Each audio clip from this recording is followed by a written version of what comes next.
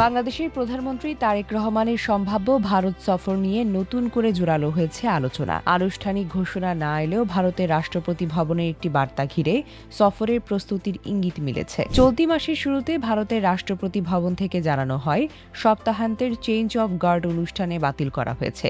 কারণ হিসেবে বলা হয়, বাংলাদেশের প্রধানমন্ত্রী তারেক রহমানকে আনুষ্ঠানিকভাবে স্বাগত জানানোর মহড়া চলছিল।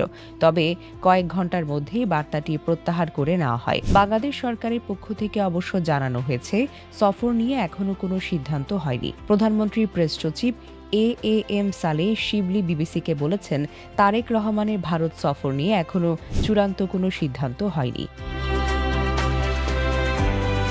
তবে দিল্লি যে সফরটি আয়োজন করতে আগ্রহী তা স্পষ্ট।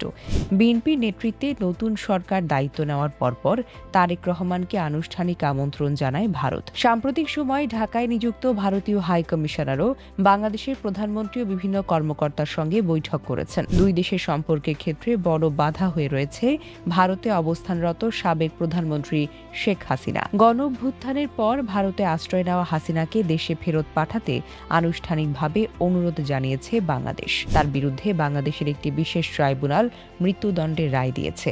তবে অভিযোগ অস্বীকার করেছে হাসিনা। সম্প্রতি ভারতে বসে হাসিনার ভার্চুয়াল বক্তব্য নিয়েও বাংলাদেশের ক্ষোভ তৈরি হয়েছে। ফলে তারেক রহমানের ভারত সফর হলে সেটি বাংলাদেশের অভ্যন্তরীণ রাজনীতিতেও গুরুত্বপূর্ণ প্রভাব ফেলতে পারে।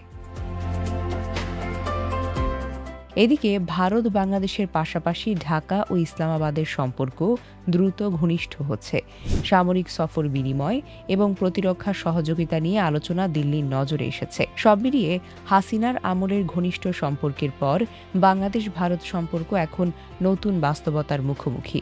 দিল্লি চায় সম্পর্ক পুনর্গঠন করতে, আর ঢাকা চায় ভারসাম্যপূর্ণ পররাষ্ট্রনীতি বজায় রাখতে। আগামী সেপ্টেম্বরের মাঝামাঝি ব্রিক্স সম্মেলনে বাংলাদেশকে বিশেষ অতিথি হিসেবে আমন্ত্রণ জানিয়েছে ভারত। ফলে তারেক রহমানের সম্ভাব্য দিল্লি সফর নিয়ে কূটনৈতিক মহলের আগ্রহ এখন আরও বেড়েছে। Desk report, recap news.